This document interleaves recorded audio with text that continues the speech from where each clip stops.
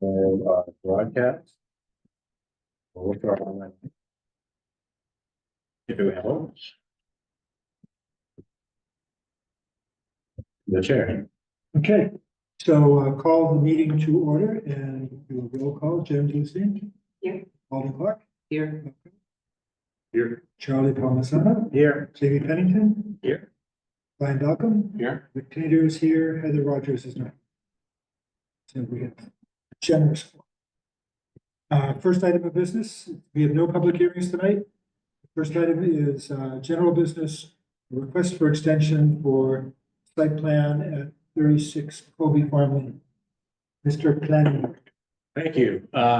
Is anybody here not familiar with the Colby Farm Lane landfill? It's funny to me because when I first got here, it was a very big discussion. So I'm just going to show real quick, just brief context for you. This is not taking long at all. So the city's map here, just going to zoom in on the landfill. So this is the end of Colby Farm Lane, what used to be Pearl Lane. At any rate, when I had first started working here, it was just a closure of the landfill happening at that point. The landowner or entity, New Ventures, that owned this property, from a shell company, dissolved. And long story short, working with the DEP, we may be partnering together essentially to get to a point where the city is in control and brings out a solar company to come out there and make viable use of the land and deal with maintenance, because unfortunately, where we are at the DEP, putting aside any history, which I was not involved in, so I can't speak to all the details, but there is no essentially leverage or money is what they call the FAM account. Money is left to do things from the DEP. So whatever leverage points there essentially have been lost over the years. And while there was an effort to get a solar company out there, apparently it sounds like there was no tripartite agreement with the DEP, where the DEP said, yes, you can get your closure on the landfill landowner, but you're going to have to commit to doing the solar thing. I think they got the impression that was part of the deal, but it didn't sound like it was memorialized in any enforceable way. So essentially the landowner got the post-closure agreement, dissolves the company. And so we're trying to get ahead of problems that, and make viable use of it in some way, rather than running two problems where we're going to inherit the problems anyway. But we're behind on things like, maintenance of landscaping and things that could, trees can punch the cat, they go too big, things like that. So at any rate, we are, because New Ventures no longer really exists as an entity, we are essentially asking just for mechanically purposes, the board to grant an extension of the permit, because it's obviously, it makes a lot more sense having previously approved for that parcel of land, this is the landfill as a bound, but approving a solar array up there, it makes a lot more sense to whatever modifications I'm sure might happen with the technology in the last year or two, the new party coming in to be a tenant would essentially just pick up where they left off and with the plan modification if necessary, but otherwise use the electricity tie-in that we understand that they're already made with National Grid. They spent some money. They would pick up where they left off with the solar arrays up there under this permit. If there's tweaks needed, we come back to you. But I just want to keep the permit alive for our, primarily at this point, the city's potential future benefit. So Who owns the property? it is currently owned by a non-existent LLC. So I guess I have no problem extending the permit. I don't know if we're giving the permit to.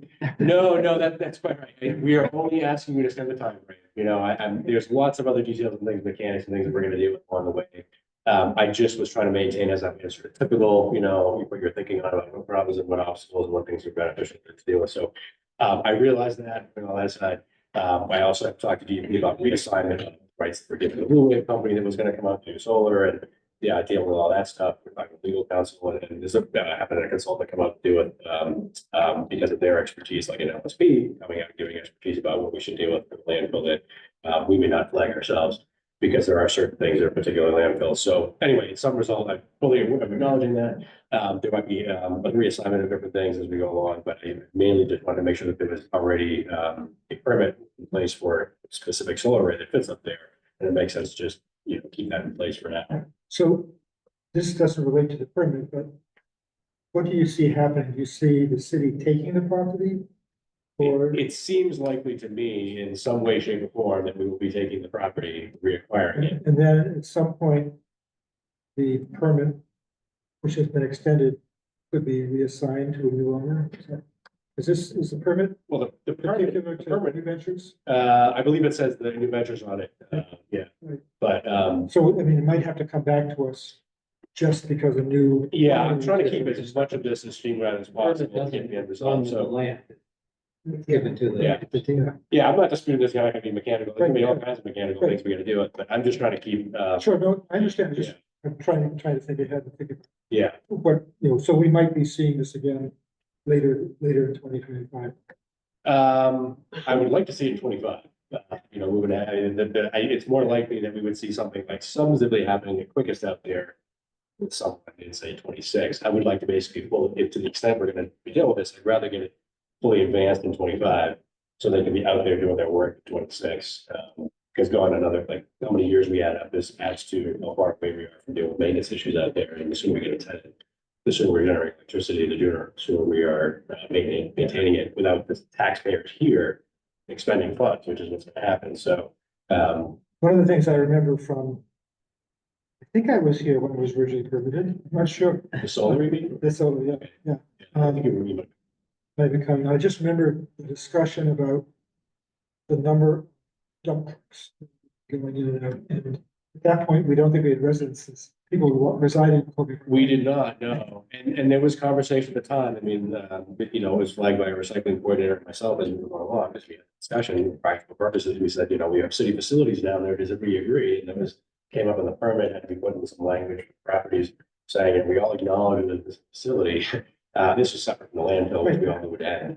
But, So what about, any thought come into highest and best use for that? Is the for the solar, landfill, yeah, in my view, there's no other possible place that's used. I mean, we had a site visit yesterday out there. We had to lucky because the weather was good, but the idea of having like you having ball fields like some other communities, you're putting on the side of it, that's not the place with grades. You can't get the public up there. There's significant changes to make it work. So that's not really best option. Our best option is getting energy generation, and that's the net zero goals. Turning the brownfield, greenfield, and all that stuff. And then, revenues are essentially first starting with maintenance of the landfill, and then revenues we can get as a tenant. So, our goal here is basically to not absorb costs burden on the city, but actually to deal with something responsibly now, I guess. I can't speak to any of the prior history. I just saw the tail end of the New Venture stuff, with the DP and the solar array attempt, and then everything dissolving. So I have no control of that process. I just want to make sure that that's what we're able to do responsibly going forward and don't end up with a huge problem with the city essentially landing in your laps. so no SpaceX too. Yeah, we talked about launching pad. I was gonna say. Yeah. That seemed to bring some cheat. Launching pad and pickleball. Just suggest a luge on it's very steep, the luge, Anyway, the general gist is very simple. We're just trying to keep it alive as a basic permit that we've all kind of agreed to what would make sense up there. And then obviously we circle back in mechanics and there'll be more discussion we have to have. And, I'm not sure what the timeframes will be just yet. I'm just trying to prepare an advance planner because there's a lot of things that they tend to do, so. Great, any other questions about this? So, It was originally permitted in 2019, with the files that were in. There was an extension previously, yeah. Oh, I know we had a previous one like a year. 2019 is. Yeah. So it just, that's what I thought. Seeing it was original. Right. Yeah. So, I would accept a motion to an extension to site plan approval for 36 Colby Farm Lane to January 22nd, 2026. I move that we approve an extension. For that to 1/22/20. Charlie seconds, okay, all in favor? Any opposed? Okay, that is unanimous. Okay. Approval of minutes. This is the bulk of our work tonight. There's 3 and 4, Three. 75%. 75%. So we're still anxiously awaiting September 18th. Yep. So we have October 16th, November 6th, November 20th. Andy, I assume that even if somebody wasn't there, they could vote on the approval of the minutes. Generally speaking, it's people who have meeting, so, okay. I yeah. was hoping to do it. all. Yeah, sorry. Okay. Okay. I hate to be so like, Okay. Okay, so, if you want the official. so I haven't checked to see who was here and who wasn't, so I trust you all to know that. So, a minute, first of all, and I've made comments on all these, so I don't know the answers. Any comments on anything? That usually ends up being minutia, but. Yeah. So, first of all, minutes of October 16th. Can somebody make a motion who was present? Move that we approve the October 16th minutes. Okay, hold on, is there a second? Oh, thank you. Jen, a second.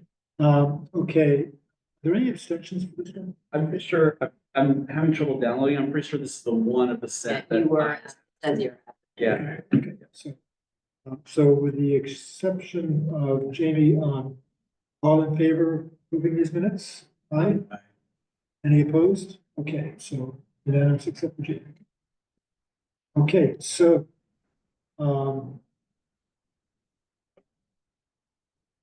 November 6th, 2024.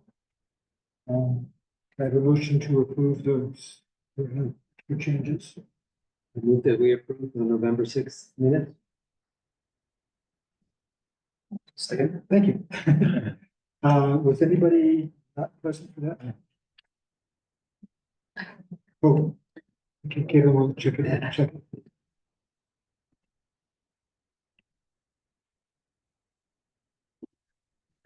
Is that, everyone is there? Okay. So all in favor?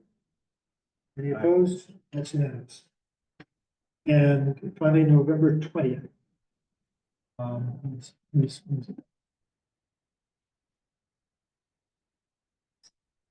Jen, I wasn't. Jen was that, okay.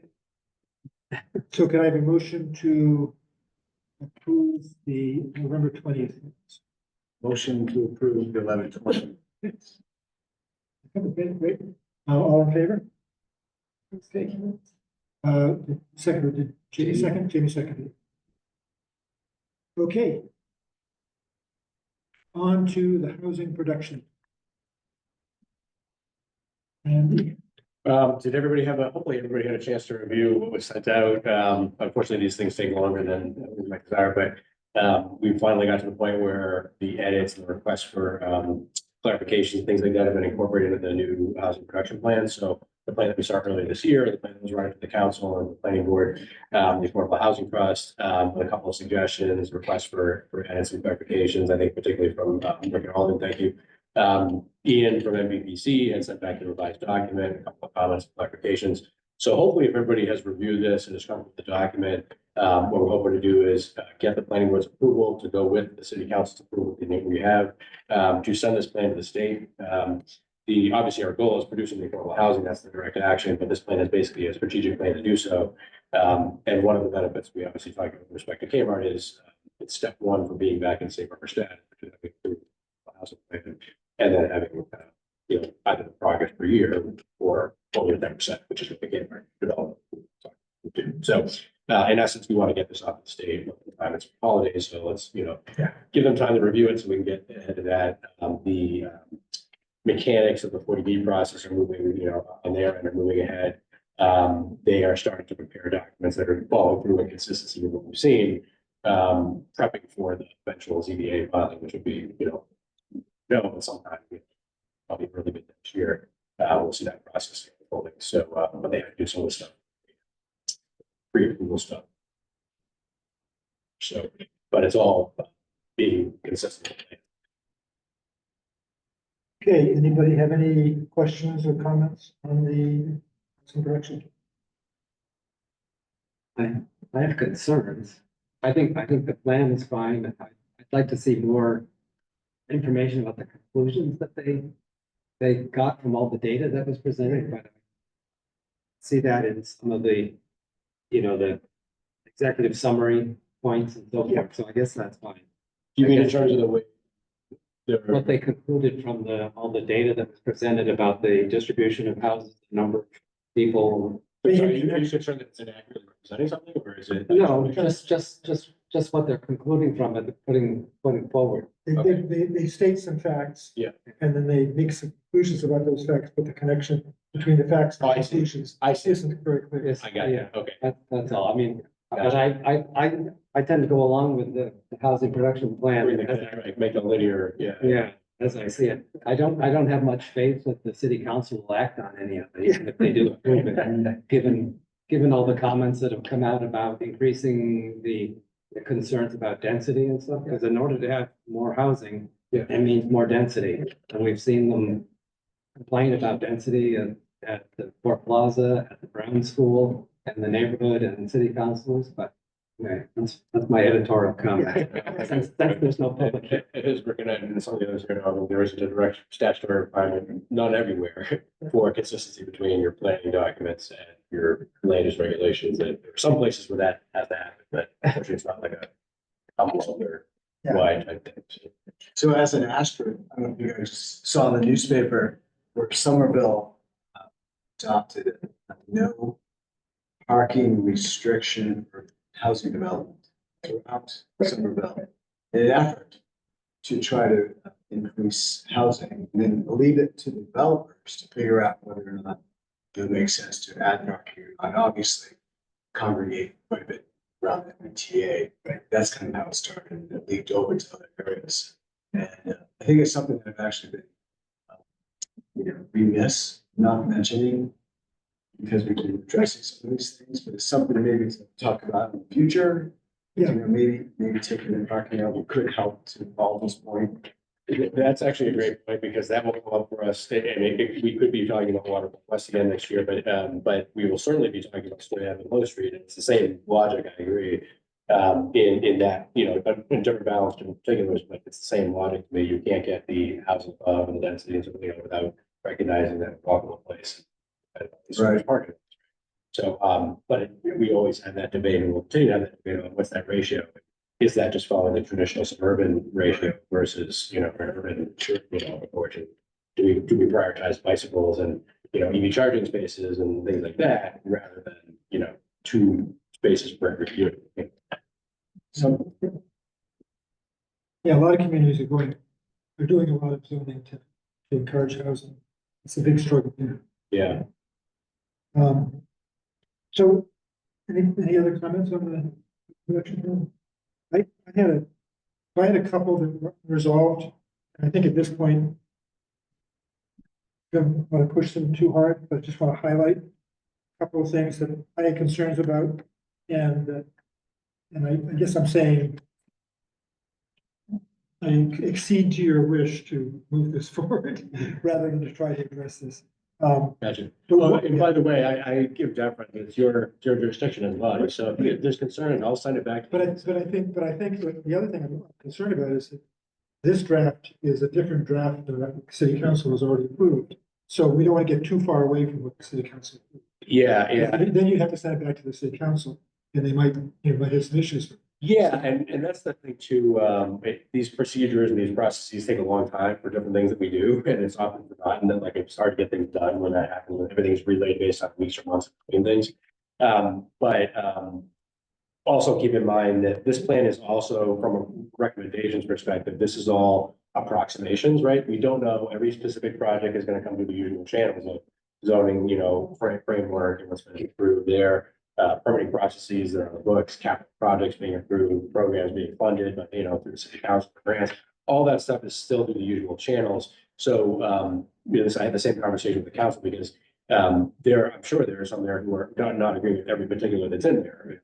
And we could go line by specific projects and how many units we think are going to happen there and things like that. But we have to show the state that there's a viable plan to do what we have to do for affordable housing. We have to have it for safe harbor status.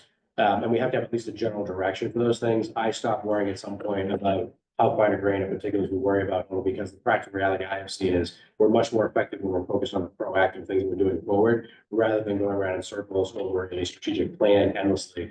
And we're having a similar discussion with the resiliency plan, because there's only so much you can talk about, sort of the overall concepts. You have to focus on the action items in there, and that's where the progress is really happening. So you do want to repeat the process of these master plans or strategic plans. That's important to revisit them, to update them, to make sure they make sense. But I also have seen us, sometimes, and this is communities, not just Newburyport, like getting so much in the weeds and let's debate about those things that we're not able to make progress on the other end and the other things that we've done. So I'd rather prioritize our overall bandwidth on the action items that can do things, where it's practically in the ballpark, but to the extent that there's any changes or revision, that's appropriate to do. And, we can circle back and say, look, there's still concerns about this. Can you make these adjustments before the board takes it up in January? So just to So I guess the question is, how often is this plan issued? Is it, Every 5 years, we're gonna be, yeah. so I think the aspiration for the next 5 years, we get all the details, looks reasonable. Because we don't know what's gonna happen 3 years from, economically, we don't know. So it's almost like you're trying to prevent something that you can't even see versus saying, okay, the process has a plan, right? So this would be, And this is sort of a general guide. That's correct. It's understood and it's very well understood across Commonwealth, really. I mean, these are strategic, like any other, it's like a master plan even. I mean, we continue to recommend things today that the city had recommended years ago that are common themes, right? Historic character, regulations to deal with, compatibility, waterfront, and there are things that come back repeatedly. So that's pretty common. The tools and techniques are really a lot the same tools and techniques because we as a municipality have the same tools and techniques, typically, funding programs, constructing things, regulating, things, requiring something of a developer, incentivizing a developer, et cetera. So yeah, it's an approximation at the best, but no plan across the world will ever have everything in the plan implemented exactly as it's in there. Or, and some things, I'm sure if we had to have a lengthy debate, the council for the same reason, we'd have the brakes on various different things, because understandably, people say, I can't support this thing, that thing. And that can go on indefinitely. So that's where I try to balance up as a practical reality. I'm an idealist from like a long range planning perspective, but I try to balance that against the practical reality of what municipalities can do and what's effective in the field and so forth. So that's the reason why I, in particular, am not for spending further time on that sort of fire brain piece of it, because I don't necessarily view that we're gonna get a whole lot of productivity out of that proportion is what it is. It's not that I wouldn't be spending equal time on, further, in the weeds, just that, it's just that balance. Just to follow up on Rick's comment as far as the versioning of this and what the city council has seen, have they seen the corrections that Ian made? So, well, I wanted to circle back with them after you had, because I don't want to do this multiple times. And I also wasn't sure, frankly, what their schedules were going to be, it's holiday season and so forth, but I didn't want to necessarily do that process twice. It's actually probably easier to do discussions here once or twice than it is to do discussions there once or twice and get it closed out. So I'd rather know that everything has been somehow incorporated or addressed or covered somehow here, before trying to close the loop there or make sure that, so. So I had, after all my questions, Ian had responded to most of my questions, I had 3 things that were remaining. Again, I don't want to recommend that we change it, but I just want to raise them as something to think about. And one is, there's a strategy that says, and it's kind So of, do you know what page? Because I can. flip it's through. page 32, Okay.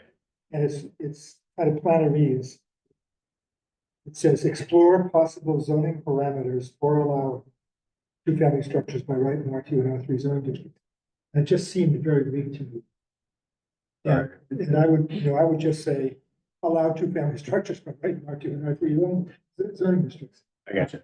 It's more, it's so hesitant, and so it doesn't really tell us what we're gonna do. So it was something I was hoping we could make stronger language, but his response is, if this is the desire of the majority of the planning board, I will make that change. I don't think we want to discuss that. I think it's just something to think about, to be more forward thinking in our zone, rather than being so tentative.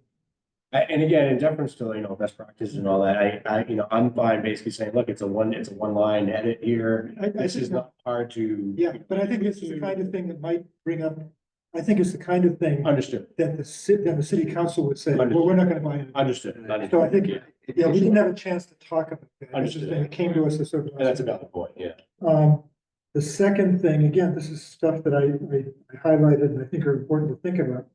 There's something called the residential exemption for property taxes, which about maybe 24 communities in the state have taken advantage of. And what it does is it basically lops off bottom section of your value.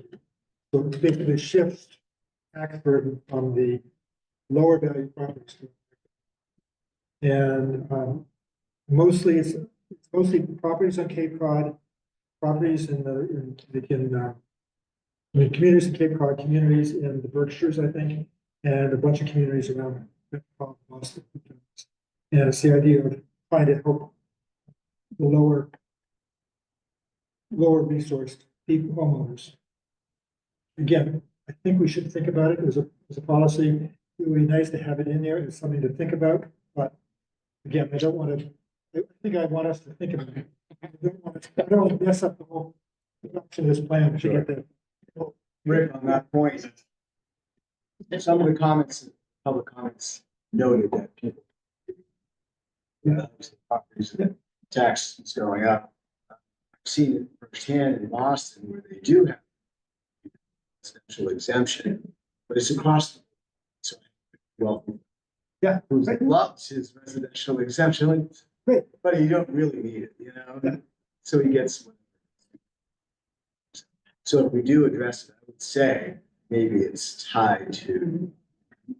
No, you can't do it. Yeah, You can't do it. It's a so very specific The thing. authorizations under statutes are usually limited, and so you don't have the flexibility to do it unless it's codified in the statute. It's been approved. So it's across the board. There's more, like, there's individual latitudes for these different types of programs that have been added over the years, but it has to be authorized by the legislature and not modified outside. So you can exempt the first $500,000 of value from property taxes. So somebody who has like I do, a $700,000, would only pay $200,000, or somebody who has a $1.2 million pay much more. So it'd be shifting from one level to another. But it's something you need to think about. But it's a way to, there's so much debate about trying to split the tax rate between residential and commercial. And it's clear that it doesn't work for a place like New York. But shifting it from the lower income or lower valued properties to higher valued properties is at least some way to think about it. I think if we're concerned about the older people or people who don't have many resources and their properties they're going to be forced out and their properties are going to be redeveloped to a much bigger structure, that kind of thing. It's something to think about. But again, not trying to do it right now. I just want to highlight it. And then the third thing that So you're volunteering for more meetings in 25? yeah, exactly.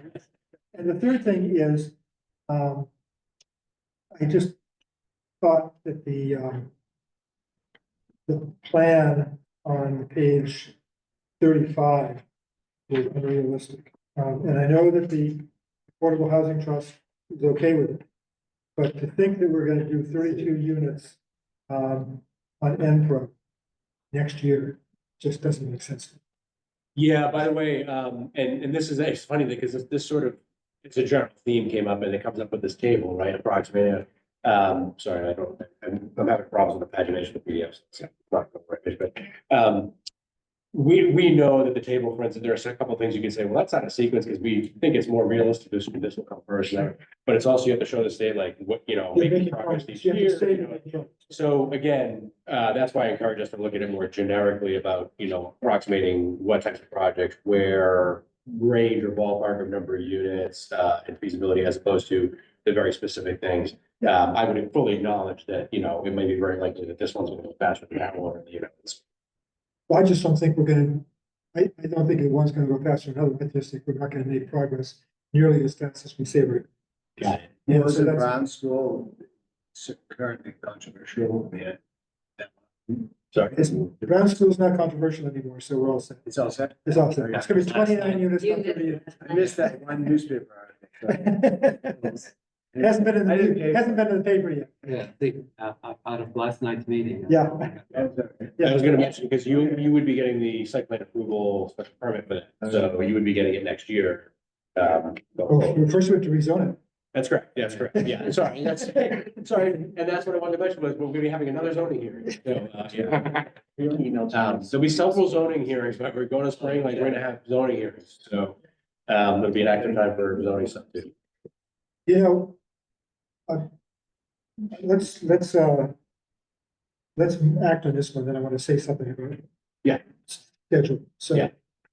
If nobody has any other complaints? Nitpicking, I'd be happy to accept a motion to approve the housing production plan for 2024-2029. I'll move to approve the 2024 to 2029 housing production plan.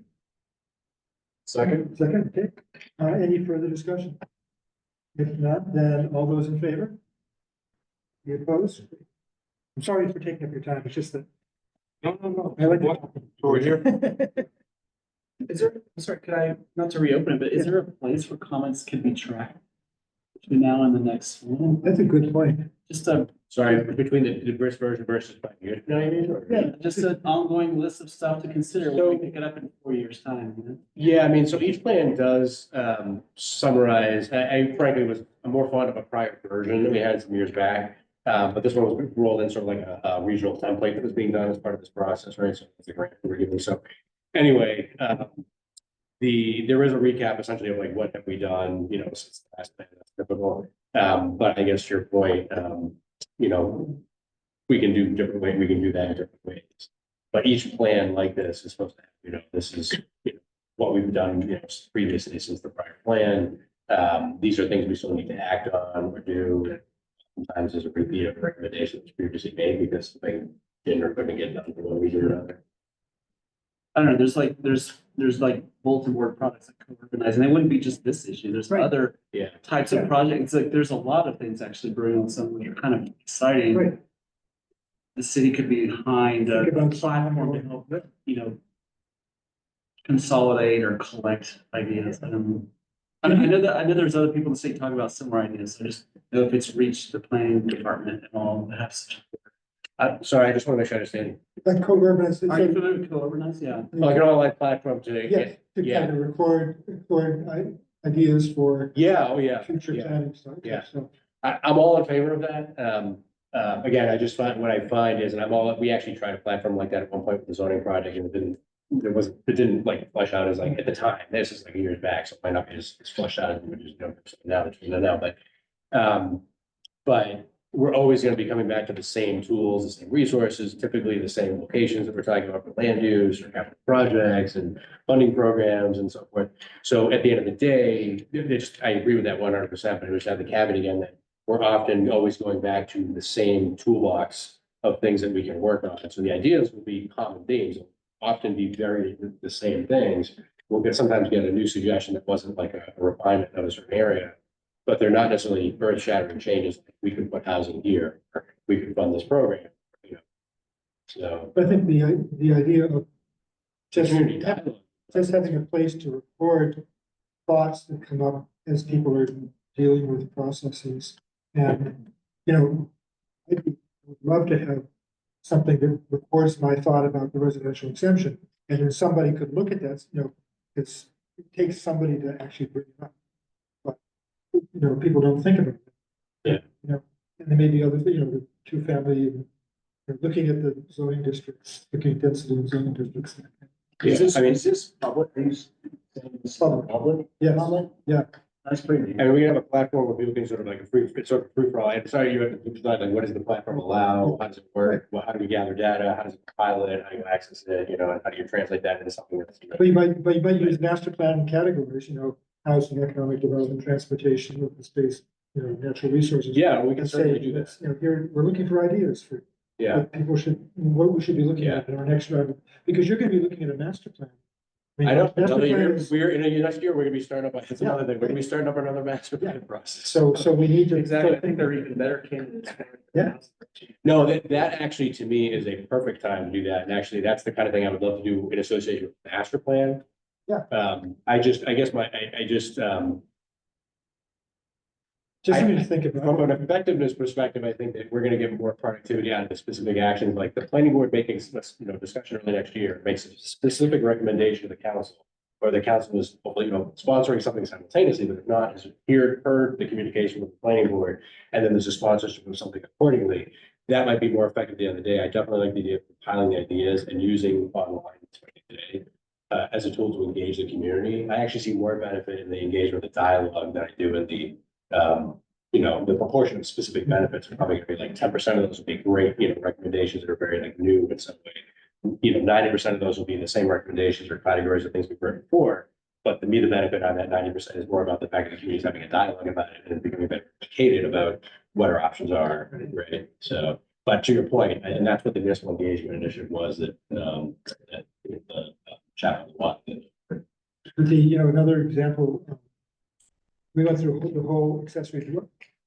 No, short-term rental, I get those confused. The whole short-term rental unit debate, which lasted for 2 years or 4 years or whatever it was. And somebody sent me an email today saying, well, what about allowing B&Bs on farms to help support local farmers? And I said, well, we talked about that and it wasn't something that anybody wanted to do. But, it is something to think about. That's just an idea that's hanging out there. It's not attached to anything, but it could be, if it were there, and it could be part of our open space goals to help preserve open space by providing more income to farmers. It could be part of an economic development goal by providing for tourism, that kind of thing. So there's just no place to hang. I mean, that's your point. I think. There's no place to hang things. Right? It'd be nice to have a place to just keep a record of things, because we are going to be going into that planning process. And That's a fantastic example too. Like, that's a real specialized comment that if enough people heard it, we'd be like, wow, that's great. But no one would think, very few people would think of that unless they were presented with it. On some platform or heard it. And it's really, good ideas like that are usually depending on the one person who understands it to show up for that particular meeting. But online platform or something where it's kind of retained can help preserve some of those. It's like a brainstorming platform to a certain extent. I think we should just maybe think about. I know. We've got tons of stuff to do, Andy. So. No, I know. It's one of the ideas. I'm in favor of it. No, favor of it. And this is something that you guys unfortunately don't deal with on a regular basis, but I routinely see and have to deal with the fact that we don't always have the resources to do all the things that people want us to do. And so the practical reality is I have to flag when I can see that something will not be able to get to, will not be able to get to it, but the money will not be appropriated for use of the platform or whatever it is. I'm trying to be efficient so we can get stuff done. And there's not routinely in these discussions, depending on the format, there is not the recognition that the resources are not there. This is a function of government. We have created across the nation, it's not just the Newburyport. We have an inordinate amount of process that goes on with things. And we cannot take on new things unless we have the resources to deal with the existing things. That is not acknowledged in the processes. Every department in the city, public services, I'm sure, has the exact same issue for the discussion I've had. So, you want to quickly talk about Story Avenue? Yeah. The last week or two, I have not been spending much time on that. So I have to circle back. But we're gonna be pumping out information to you in terms of the consultant scope, dates they're gonna be meeting with us. It's gonna be a lot of them are gonna be catching via Zoom. We're gonna invite city councils to come to our meeting is the plan now. This is partly due to the discussion about how many meetings people are expecting or able to participate in and so forth.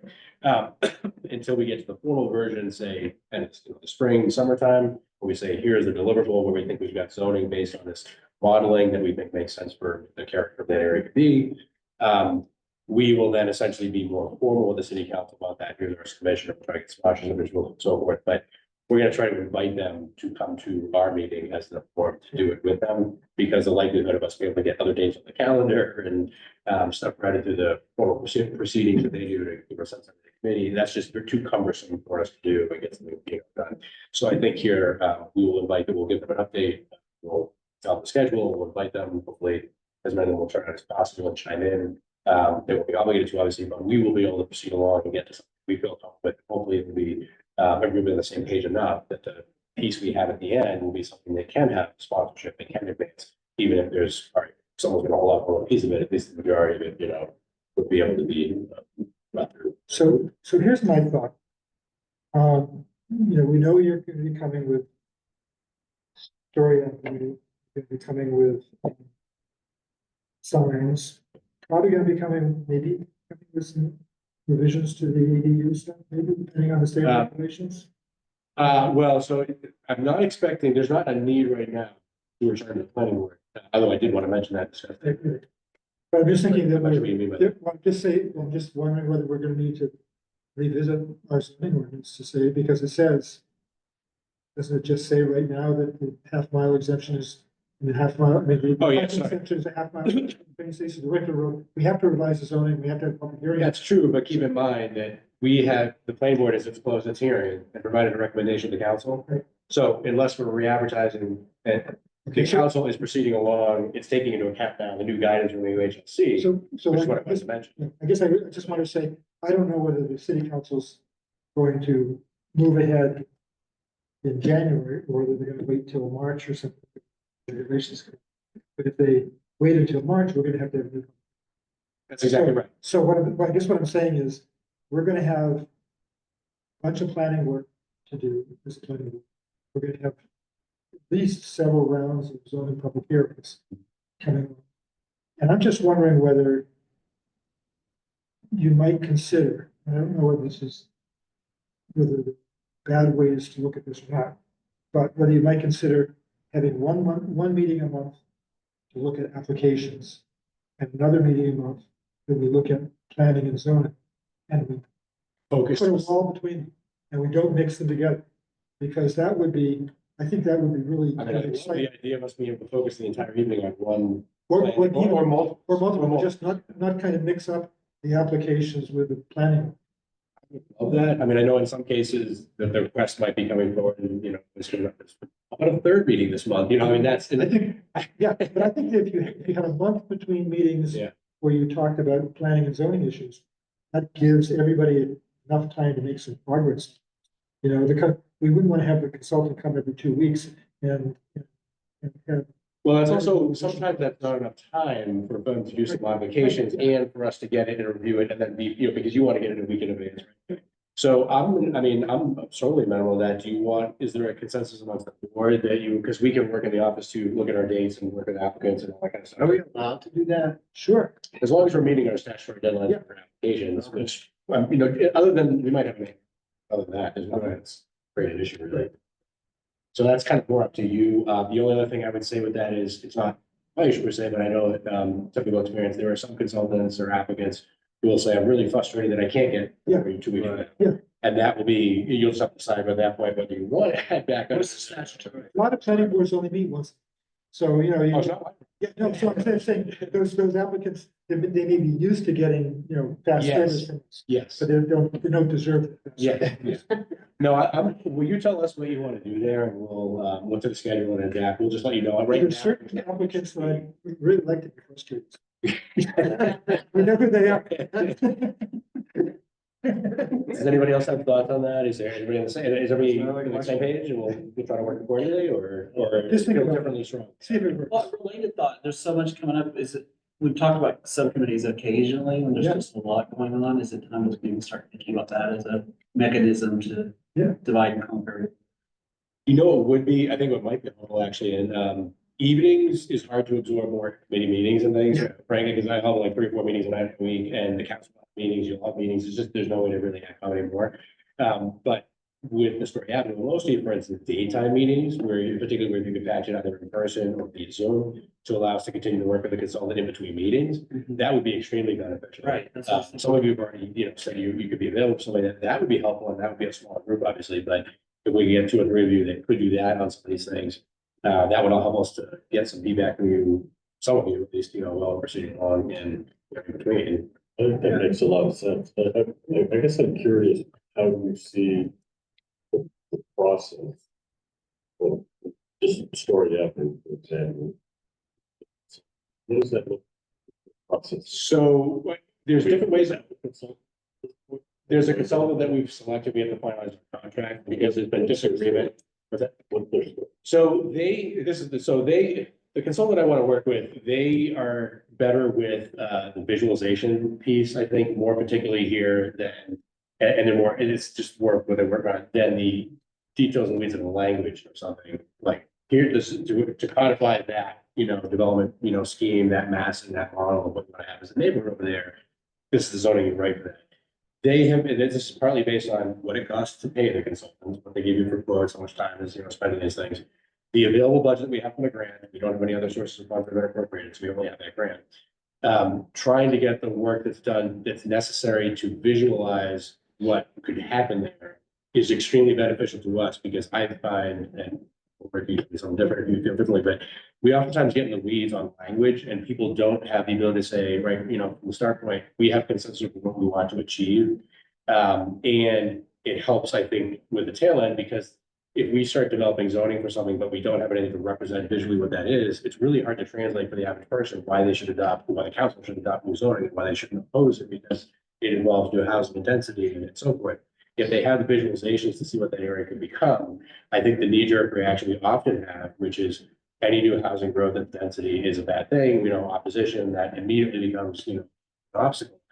The visualization tool could be extremely helpful here. So the conversation that I have had essentially is prioritizing that as a resource for them, us helping to work more on the language part of that to codify that as sort of, all right, this is what we want, this is how we should achieve that.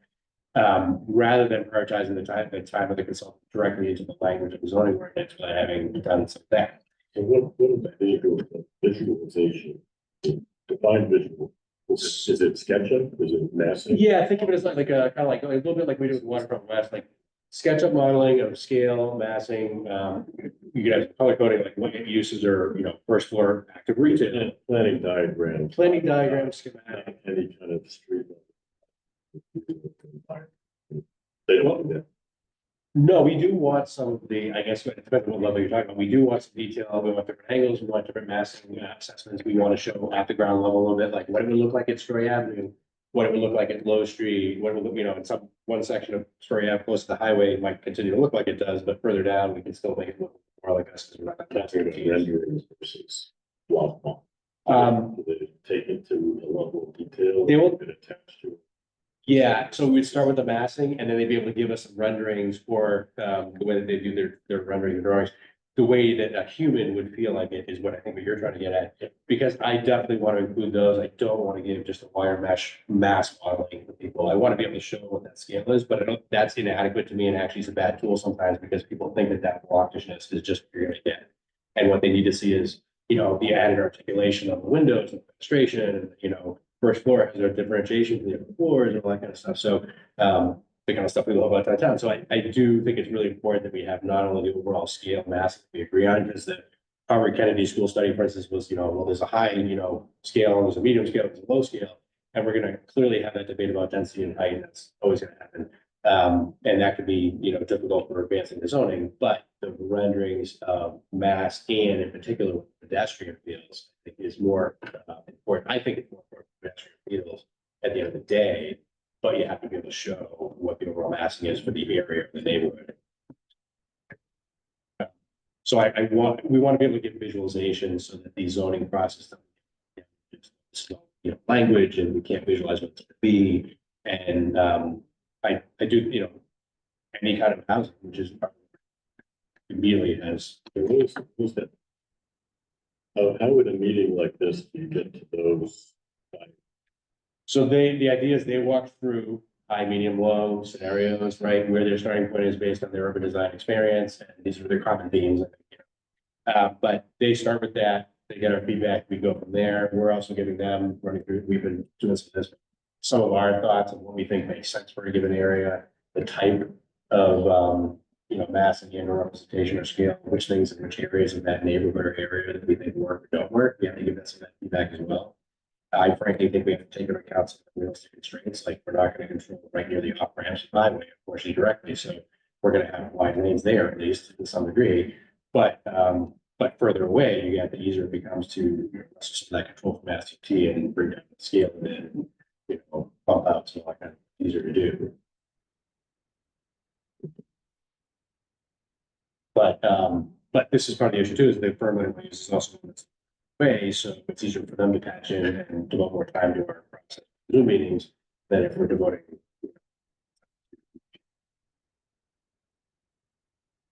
I'm comfortable with that myself in modern age, and I'd rather have the tools work. Rick and I talked about this a little bit. What work we're having to do, because that's been part of the debate too, you know, the response back, well, you know, you don't have money to do the entire scope, right? It'd be $100,000 to do the rendering, you know, and the modeling, and you know, this kind of stuff, and have us, you know, and we have a budget, and I also want to get something that it's about between the visualization and the zoning that effectuates that. Do you know what your budget is? It's $50,000. You have 50,000, I thought you peeled some of it off. Well, we peeled 10 off, but I'm hoping still to be working with the water sewer division to have that accommodate, because to me, that's a citywide growth issue generally. So I'd rather have that just paid there, and I hope that. Yeah, Get back to 50. yeah. So, but that hasn't been sorted out completely, because that's also a discussion. So, right now I can only speak directly to me, and then we could add the 10 in there. The consultant was gonna come in with you. So I think they're gonna have a Newburyport-ish kind of starting to react to it. well, no, I want to have a It kickoff. sounds like they're driving. No, there should be a kickoff where we're giving them insight into what we're thinking and what we thought, what we think would make sense there. But we do need essentially them to be, you know, coming back and saying, all right, we're hearing this. If you have a different vision of how you want to do it, that'd be great. I'm curious if other work they've done, other. If you want, I can forward out, if you want, I can forward out some Yeah. examples, so you can, is your concern that you're worried about the product they deliver won't represent what's great for it? Okay, I don't even know who they are. so it's Dodson Associates, they're in Western Mass. That's thinking. Dodson Flickr. So I've worked with a bunch of projects, now, but they're not doing computers. They're not, that's the thing is, I want them to do a little bit of that, but I'm not concerned that that's. Because that's not really their. That's not their specialty. No, they would use that as a base to set up for, oftentimes they actually do a very good job with hand drawings that are so good that they represent what's there, and it is based on the perspective rendering. So their original document that they did, that they got so much of their reputation from was, it's called the Connecticut Valley Design Manual. And it's really, it was done probably in the mid-80s, maybe early 80s, and then they did a big project for the Regional Plan Association around New York City. Very thick report that we have.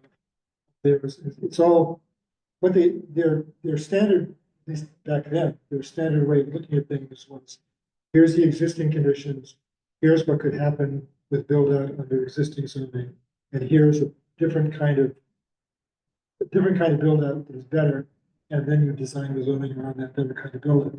And they did work for us here in Newburyport in 2005 on the old common pasture area, train station area, which eventually led, I mean, that's one of the earliest things that eventually led to the smart growth district. We talked about concentrating development around the train station. It didn't follow that smart growth district didn't follow the approach that we talked about in the, it was called the strategic land use plan. But it was kind of the earliest visualization of what could happen, and also thinking about having more development intensity in business compared to what there was right now. And then I worked with them on a project in Worcester and a project in South County, Rhode Island.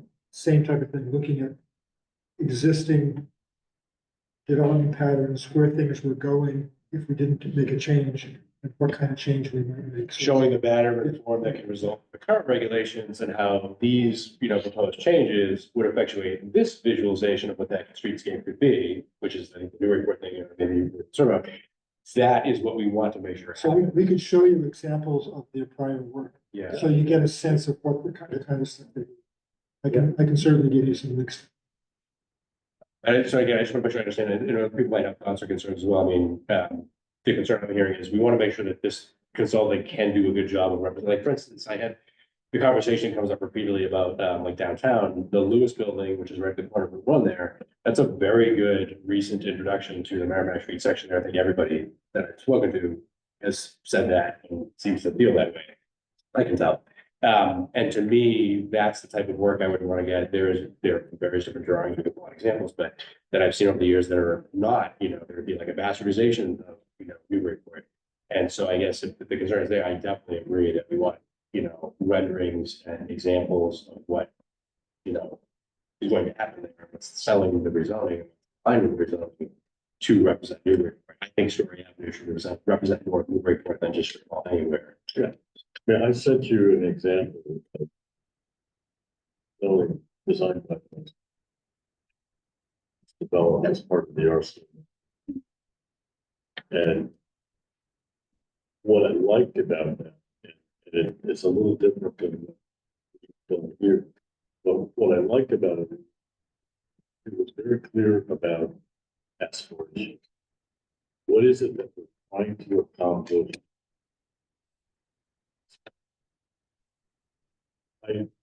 It's set back, whether it's open space, what's the aspiration, what the goals?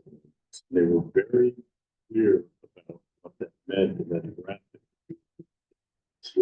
Yeah. What would be allowed. And I think that's really to be part of this process and that ultimately be part of the patient. So that's a little different. Smart. I agree. I agree. It's just different. It's not creating, talking about that.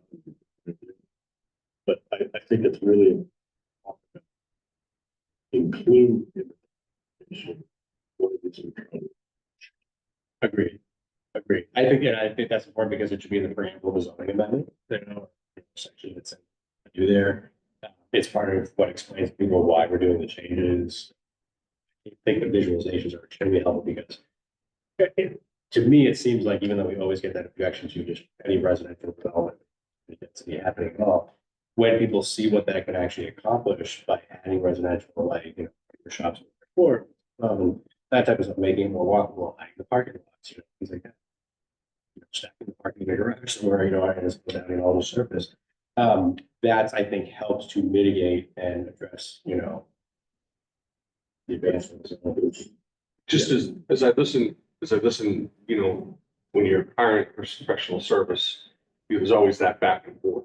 You say you want something. I think that should be as detailed as we could. They're gonna come back and give a proposal that says, this is what I heard you ask for. Right? This is, right, so that we don't go through the iteration of them coming up with something, presenting it, and then saying, no, we don't, Rich, you wanted more of this and less of that. So I think that's the process I'm trying to. That's right, yeah, they take our feedback, they can refine it and they come back. I think the point that I would make, I guess, is that I have confidence, but I have confidence in their ability to align with what Newburyport needs here. So I'm already there in terms of feeling like they're capable of doing that. To me, it's then, like you said, they come in with an initial, here's what we've been starting to play with, and it's a little bit of this, a little bit of that, a little bit of options here. And we give them feedback and then they come back and refine it based on all the feedback that we have given them. So I think it's exactly like you're describing. It's just that I have confidence that they will start with something that's reasonably within the ballpark, even not something that's totally off the map. No, and I appreciate that. That's how they got to be in consideration. I guess what I'm saying is that position paper to them, it's a cycle that goes through an industry at all times, right? Someone asks us to do professional services work. What we say is, what does it get like? What's the scope? What is your intent? And then we come back with a proposal that says, based on what you told us, this is what we're gonna do. This is how much it costs. Here's the interim milestones we're gonna present. It saves a step. Because it saves the step of them putting hard work into it, creating something, and then getting the true intention. So the question is, how do we get that in the beginning? How does that get documented to them before you hire them, not after you hire? Right. You're trying to say, at what point do you bring the consultant in? Was there some preliminary discussion within this group to develop a point of view, Correct. basic planning criteria that you then pass along? Because oftentimes the first part of our fee, if I'm offering professional services, is eaten up in that cycle of, oh, now that's what you really want. it's what you do on an hourly basis. Are you saying that Exactly. are you saying that you want the consultant to come in before they're under contract, or that once they're under contract? It's the proposal phase. It's like how do you hire someone? If I was gonna hire someone in professional services, like you've been, what I would say is, as the owner, I would put on paper what I was expecting and what I hope to get out of it, whether it be aspirations of what I'm asking for. Right. We issue that to them. That's the consultant scope that we give to the consultant, and it goes in the contract. And it's not fully understood here. There is an exorbitant amount of process, including procurement processes, that have to be followed. We do not have the ability to do that through the planning board's meeting schedules. Perfect. So in that, I think what the discussion is in that, how do we put that information into the procurement process? That's why I have been asking, you know, for your input on what you want to see here, including, you know, the Bob's question in your comments. If there's any process things, the manner in which it's exchanged, et cetera, I have, to the extent that I might have preconceived notions of what works there and what doesn't, what can work within the budget, you know, and stuff. Let me know. That's why I'm asking. That's why I've been saying, you know, look at the zoning that's there today. Tell me what you want to see.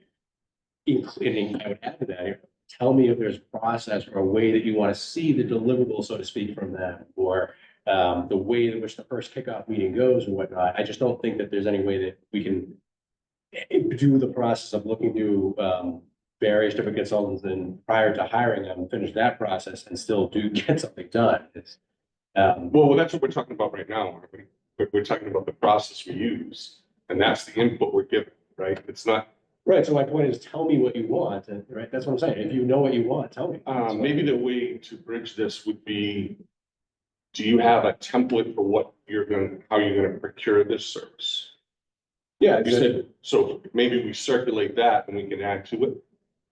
can we give a That's the way deadline to do it. to that so that just so, because what I'm always cognizant of is just the process that never end, because it means, well, I'm waiting for someone else to finish their process. I can't finish the process in my end, so, which means. No, it's an ask and answer thing, right? If you say, in the next 2 weeks, I need your feedback.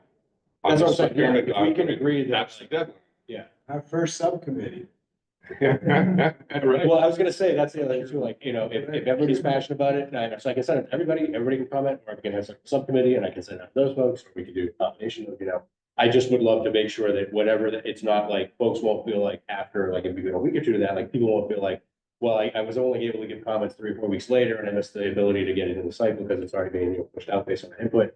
I'm sorry, but I can't like hold up for every single process, because it means we cannot get anything done. We're not suggesting that hypothetical. What we're suggesting is you're either gonna get input at the beginning. Yep. Or you're gonna get it halfway through. Yeah. When the consultant says, hey, I'm halfway through my budget and you want me to make all these changes. And, you know, some of us that have been on the other side say, okay, but boy, that would have been nice to know in the beginning. Right, that's what- $50,000 is not a lot of fee. It's not. And It's not a lot of we money, Want you to know, make sure these that days. the process is moving forward efficiently and it's moving forward in a direction that we want to see it going. Because we want to get 3 or 4 meetings down the road and say, you know what, this really isn't looking. Yeah. And then you're on. So I really think it's to have some kind of discussion amongst us about where we see this going. So I will that send we out- can get them started. Thank you. I will send out what I have on that for your review. You can all comment on that. I will take into account the best of my ability, anything I can there. I definitely appreciate that. I think that's extremely important. I will have to say, you know, here's the endpoint where I can take input. You know, it's 2 weeks out. I can't wait any longer. I gotta keep getting along with this. I agree with that 100%. I would appreciate though, because we are talking about it right now, and it has been a theme we've talked about in terms of rezoning. Any feedback, given that you participated in processes like this before, any thoughts you already have about how you'd like it presented? If there's, you know, you've already said examples, Bob, for instance, but Rick's already said examples, but if there's a type of rendering, for instance, like the method by which the rendering is shown, or the drawing of the graphic, for instance, that gets the message across, if there's an example of that you think is a good example of that, having that in mind is helpful, because one, it's not only something that can go in the scope, where there's an example of that could be in the scope, but it's also further along the design process, those can be shown to the consultant. So to your point, they don't come back and give us something we don't even come up with at all. They've had at the outset some examples of what we think is involved. I was thinking more as I listened to Bob, I was thinking more what goes into the, not how it's presented back to us. I mean, that's their professional methodology. We can't tell them, hey, we gotta do this, we gotta do it a certain way. But Charlie, I agree with you. Maybe this is a subcommittee. Maybe this is people with energy level or, or interest level, rough it out, show it to everybody else. It doesn't have to take a lot of time. We can kick it around the next meeting, everyone nod their head around, things to it, and you're up and running. It's not a hurdle we're trying to create. No, Do yeah, folks feel comfortable doing it as a subcommittee, just so we can keep working, or do you want to do it as a board? I just know so I can plan ahead with meetings, that's all. I need to look at dates that we'd be working with, so. Would we be able to do something as a subcommittee between now and the next planning board meeting, or would you want to bring it back to the next planning board meeting? So, now, I guess how many people are passionate about it, where I'd say two things. One is because I participate in some subcommittees. I think they're way more effective to getting into real nitty gritty details than this forum. I agree. And I think as long as we designate the people that we trust have the skill set for that subcommittee. Agree. Then the rest of us can kind of say, we hired people on our team that we trust. We're gonna pretty much go with their recommendation unless we see some really serious fatal flaw, which is unusual, like we give them a lot of power to basically influence us to say this is right. But we keep coming back to the board every time and giving an update with each meeting. I think Give an update. Only to the extent you need to, but it can be super fast and efficient if we like the committee. if anybody's not on that smaller group, is somebody, I don't want anybody to feel like, well, because that brings back to the question, should we have it as a full board thing? I'm comfortable with a small group. It's faster for me to be able to work with a small group, but. I'm comfortable knowing just for one person, if I didn't get selected for committee. I'll be lucky if I get my comments in. I might know one of the committee members and give them a comment, but I'm not anticipating I get like a lot of personal impact. If I feel really like I really want to impact a particular issue, I'll work really hard to get on that committee. I can contribute in some real detail. What I've And we seen, can only do so many, like I couldn't do all the committees, so I'll pick the Right. one or two that Right. I'm most passionate about. what I've seen work really well in the prior board I was on, we had 5 subcommittees, all 2-man, 2-person groups that would do it. It comes back as wet cement. Doesn't come back with someone saying, this is what we determined. It just says, here's what we came up with, here's what we agreed to, and here's what we didn't really have passion either way, but it came up in the discussion. You review it, you ratify it, and you say, yeah, all heard, and it goes on. It doesn't mean you can't say things in any part of the hearing. We're just starting the process. Doesn't mean if you come up with an epiphany a month into it and say, I saw something and it was really good, can you add that or whatever? It's just a process. But at least we control some of it mentally by saying, yeah, we had input, right? We asked for certain things, and I think it's helpful. It's a healthy process. To your point before, the reason I keep asking about the consultant is I'm less concerned about the style and about philosophy, about planning. Meeting over is almost like a burn zone. Yeah. Okay. Like, is the priority the street environment? Right.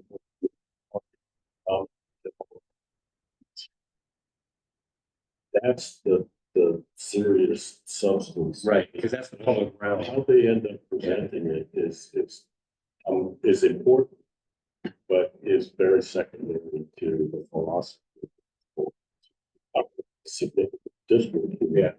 And what are the bones of this?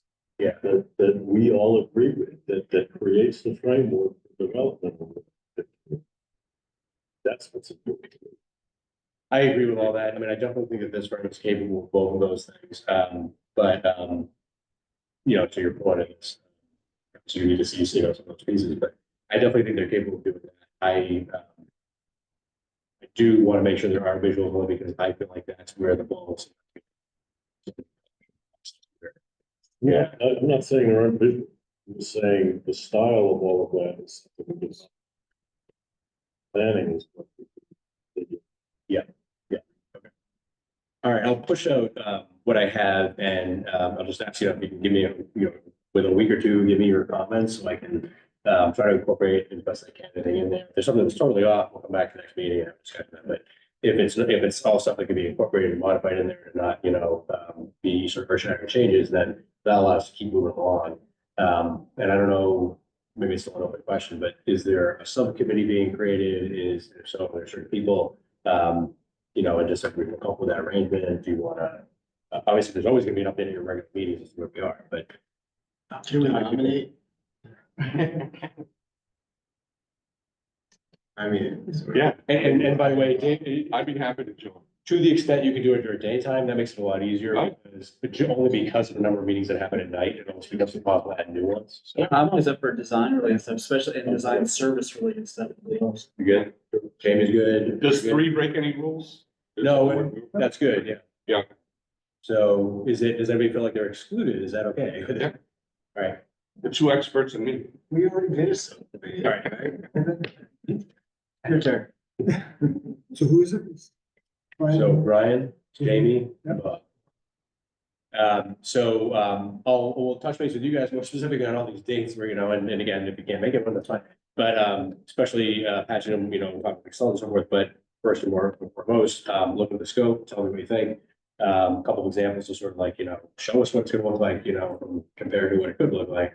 At the end of the day, feedback on what you think, you know, of examples like that are great, but, perhaps more importantly, you know, the overall approach here and so forth. But, I definitely think I think you and I are looking at the same thing, which is we want somebody who has the character, not just the architectural individually, but, the public realm that's being created, essentially the streetscape, the pedestrian feel. That is part of the urban environment, and the architect in the vacuum, you know, can't do that. Well, they have to be an urban designer, I guess. And then anyone else who has ideas can blow them to us, right? So everyone can participate. It's just who's gonna make the, Yeah, I would just, the only thing I would say with that is, and I'm not, I don't want to be in the weeds about it, but it's mechanically, it should come like through the meetings, only because then we're at that form thing, so it's easier if it's the 3 in between the meetings, and then we're having the grouping together for those things at a meeting. All I'm saying is like, if you're having emails as a board all together, that ends up being. not all together. So what'll happen is in what I've seen is whoever leads this, they'll be the focal point for any individual email or input. And then that'll be brought to the subcommittee, and we'll sort it out. So, okay, here was the idea or whatever. It doesn't have to be, it can't be a meeting outside of me, you know, again. Yeah, no, I'm just, a lot I'm gonna say that, because I don't personally, it's not my thing to chase, I'm not interested in it, but, the serial communication thing where like, well, you know, everybody, you're still a communication of something that substantively or could be forward. That's, But if nobody, it's not serial, but it's all being focused on one person. but You know, then it goes to a subcommittee, and the subcommittee brings it to a board, not as part of the serial committee. so I think the idea of sending it to one person doesn't break any rules. I don't have an issue, I don't have an issue. with it. Don't. I'm very comfortable that it does. Yeah, I'm perfectly fine. I don't, you know, to me, to get more feedback faster is what I'm looking for, so. So in terms of a timeline, what are we talking about? We're talking about, so I was just thinking about our January 15th meeting, which is, we're going to be talking about sign ordinance. We have a 6C application. That's all we have right now. We know about. Should we be talking about this at the January meeting? Most of So That's our something, first meeting. that's our next meeting. Because our regular next meeting is January 1st. We don't meet on January 1st. Looking forward to seeing you guys. Is it a sign meeting with city council? Which is Just us. just us, yeah. But where did you leave off as far as rotating meetings? Didn't really close it. So I thought we were gonna look at schedules and just think about it. Oh, well, so for right now, it's not that we're immediately seeing something. Yeah. It's just that what will happen is, so we'll have, like, depending on what's happening at a given time, you know, zoning changes, permits, applications, maybe surge for some reason, or a big project, you know.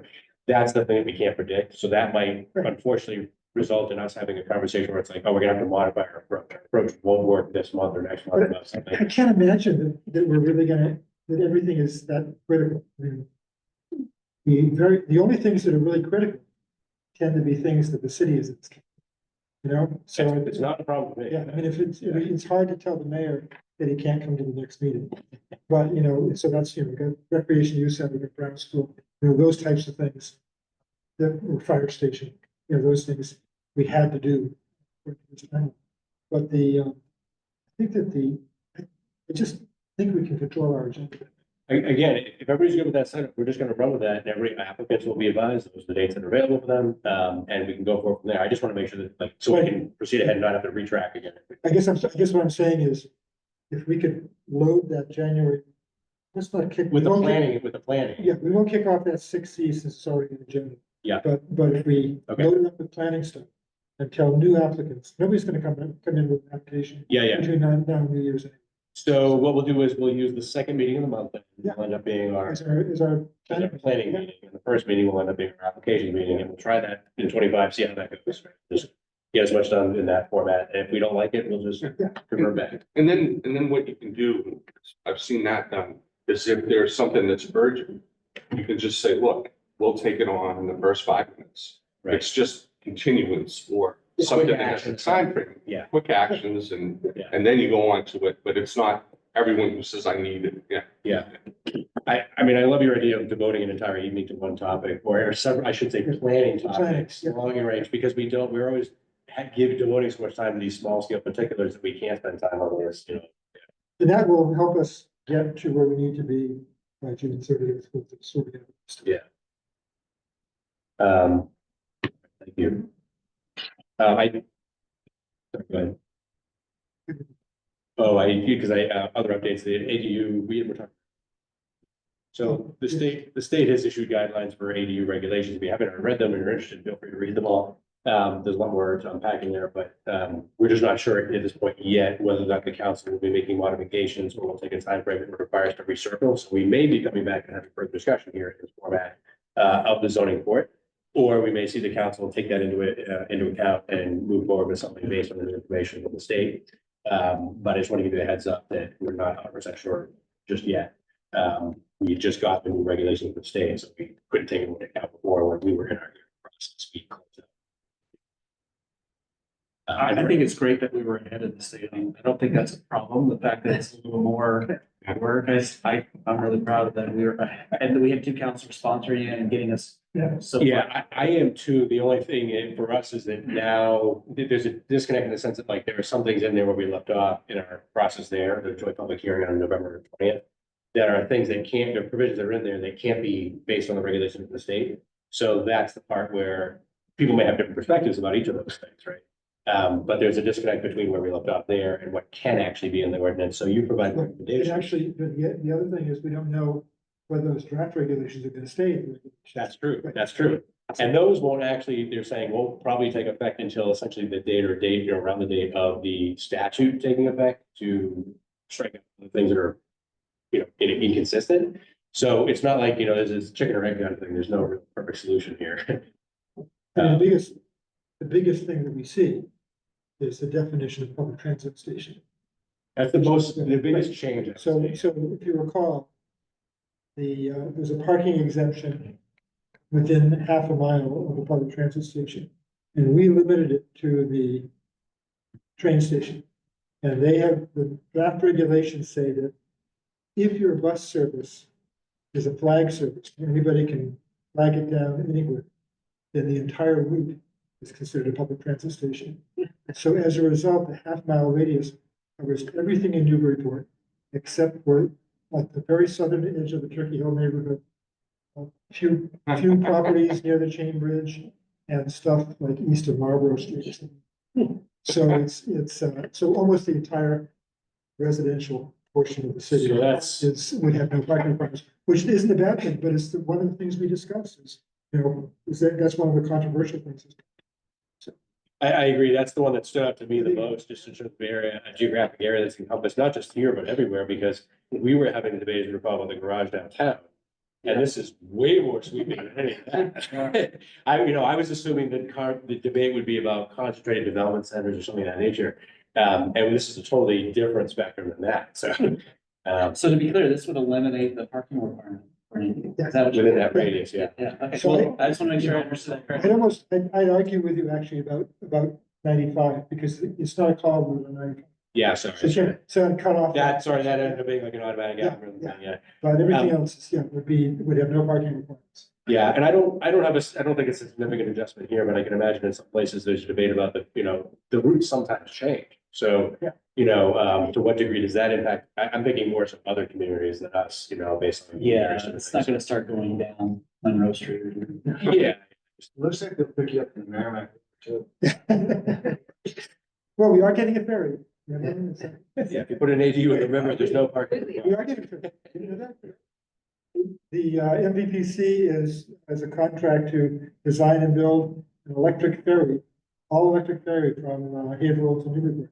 Come on. Wow. No, yeah. It's gonna be a couple of years before they. Yeah, no, It's not, funding it, construction, running it, that's not operation, but there's construction. construction. No kidding. Jeez. Wow. It's solar powered, electric. I'm on users three. Dams. No, this is gonna be from Haverhill, so Is the idea that there's just one? it's one and it's gonna stop Yeah. at, to my knowledge, it's gonna stop at Haverhill and Amesbury and Newburyport. It can't go to the state reservation because of times. They can't keep to a schedule because of times. Right. So, Newburyport downtown is gonna be very constant. That's great. I don't know that. I'm just curious, you know, it'd be great, like the more frequency you have of something like that, the more reliable it becomes for people. It's actually not, it's neither. It's not MVPC, it's neither. Yeah, right, right. Well, it's not all year round. You have an icebreaker, you never know. Powerful electromotive. Remember the Dirty bones. Yeah. You know, it's gonna have to go really fast. That's what I was. Yeah. I've taken a river on the Yankee Clipper or whatever it is. It takes you about an hour to get to Haverhill. Against the time. I mean, I can't see anybody relying upon Haverhill to Newburyport for their daily commute. Like that, like I just. But tourism, maybe something like that. Like I'm gonna take the day and go to Newburyport. No, I'm gonna come to Newburyport, take the day and go to Haverhill. Right. But the opposite. Yeah, the county commute. Okay, we've been putting this, public comment. We know, I mean, the letter.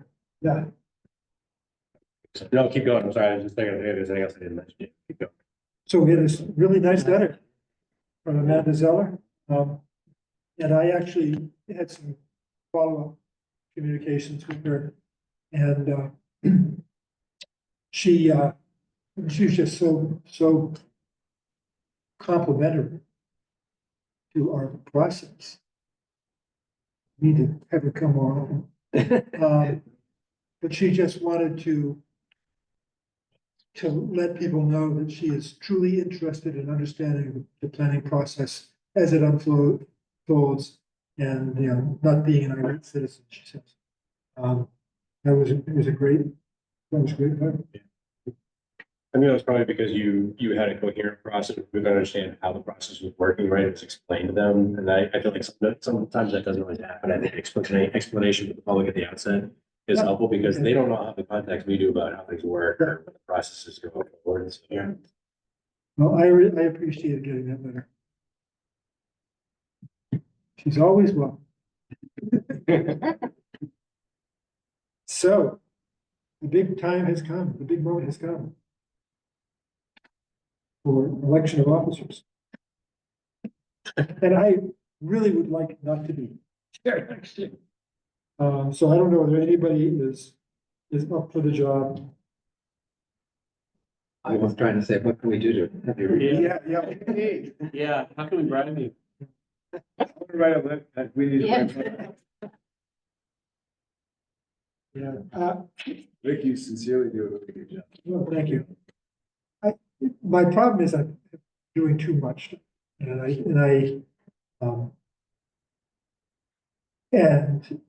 off the record, if I may, My hands are bigger.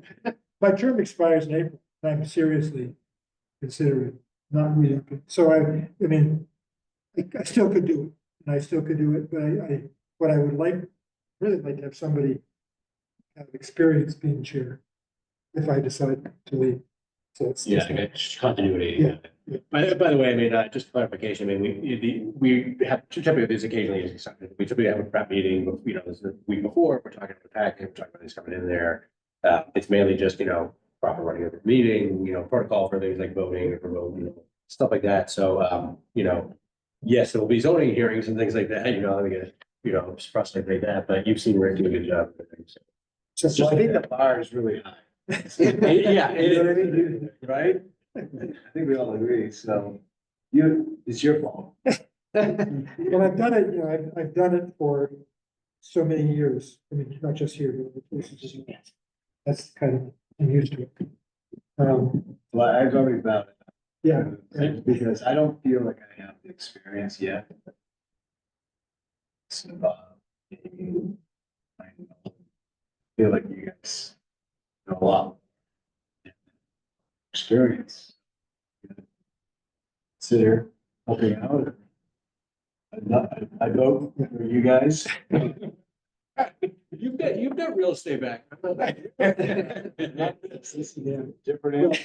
Well, you only say, and I've done it before, what it is just we'll slow down the procedure to make sure we're on the right sheet of music. Yeah. And just checking in, Charlie, you could certainly do this, honestly, I'm not lobbying for you, but it's just a matter of saying, okay, what is the procedure we're in? How do we take a vote? Procedural stuff, it's not Yeah. great knowledge of planning, although Rick has that.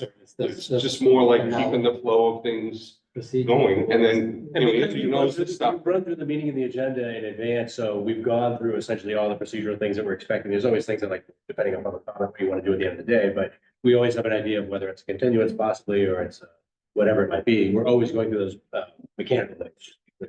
Well, I've also heard Rick go back and forth with like Lisa Mead or and be able to kind of, gently put them in their place. So I feel like it's a bit. But the knack of it will come because we're all we're in a either, special permit hearing, there's a set of rules for it. And again, I felt the same way, and that was 15 years ago, but the past chairman just said, no, everyone board member can say, oh, no, I don't, check, what are we doing? What rule are we under? It's not really Yeah, it's also. we're a board of citizens, right? So just inherent in that, we're not required to have a PhD in planning. We're not required to have legal procedural knowledge, just some Every common chair sense. has their own approach too, and the board might feel differently about whether something's like passion needs to be, argued over too. I mean, every chair is different. Every chair has a different approach to, different meetings. I think that is true. It's like, before me, we haven't had a professional planner who's chair. Yeah. How many years? Not. So it's, you turn it into what it is. I'll say this, if nobody is really ready to step up, I would do it, but it might be something, a position that becomes vacant during the year. So Maybe you could agree to do it in the first meeting in January, but we all keep discussing it, trying to. we can put off the election. I mean, we can either elect the officers tonight, or we can put it off until January. I defer to you guys. And just to let you know, the reason I can't is because I'm the associate member, so that there's no See, if I mechanism. resign, then you can become a full member. Yeah, because I was gonna say you're pretty compelling and charismatic there. Yeah, but he's offering like 4 months of mentorship too, so. Should we carry it to the next agenda? Up to the board. Take a vote? I mean, we would want to vote on a chair, a vice chair, and a secretary. Secretary. Yeah, the only thing for the vice chair obviously would cover typically when the chair's not there, that's the most thing. Typically participate in the prep meeting to get an idea of what the agenda, make sure they kind of flow smoothly, there's no surprises with the board. That's what we do for.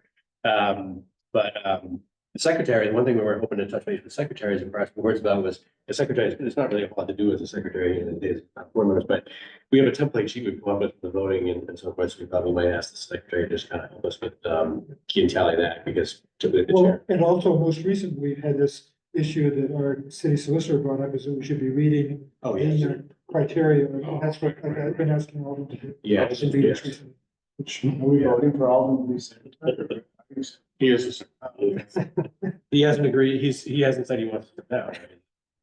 Right.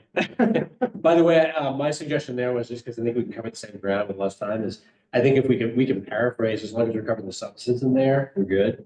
So by the way, that could help out where we're covering the same ground that's been recommended, but we don't necessarily have to read verbatim what's in there. As long as we've covered the substance, we've covered the legal ground that has been referenced here, so. Anyway, but I appreciate you mentioning that, because it is helpful, because Lisa Mead will do it for her clients, we should do it for the city, so, make sure. Maybe we should not have her do it for the clients. Make her presentation is really. I would like to have a motion one way or the other. Either to postpone or to nominate. Make a motion to postpone.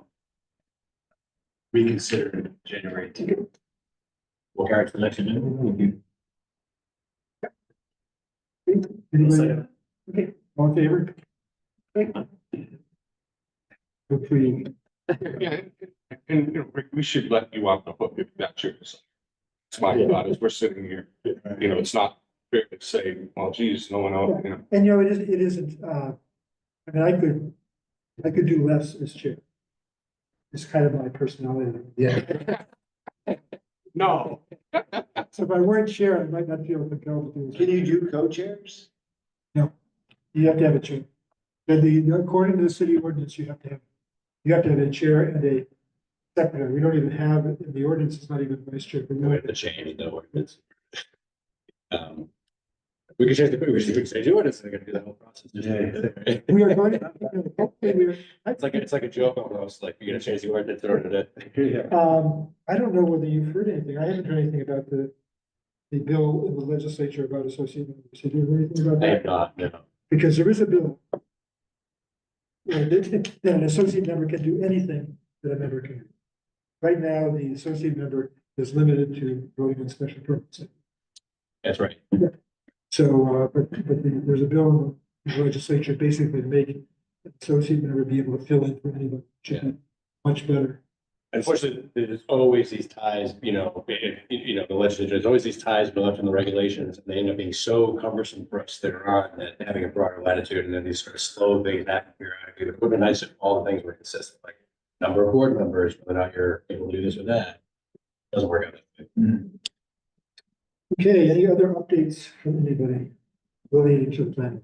If anybody wants to reach out informally, I had a question about the chair, feel free, I can walk through whatever, any questions you have. Say it. Anybody, feel free to call. Okay, nothing else? This has been a good discussion tonight. Very, yeah. Sorry you're gonna get bombarded with sort of stuff for next year, but that's the nature of it. But we get we get a whole meeting off. so Yeah, we can just rest. Rest up. 2 months in a row. 2 months. 2 months in a row. Paul did mention, by the way, that he's missed 3 meetings, and every single meeting he's missed has been canceled. So if we want to invite him to go on vacation sometime. I'm glad to help with that. That's an amazing gift, yeah. Well, if Alden's not here, it's really. Right. That's not what- not what having- No one reads findings with it all. No one reads the findings with it. Right. Okay, no further business appearing, can I have a motion to adjourn? We'll move to adjourn. Is there a second? All in favor? We are adjourned. Thank you, everybody. Good night. Have a great holiday. Happy holidays. Yes. Don't forget.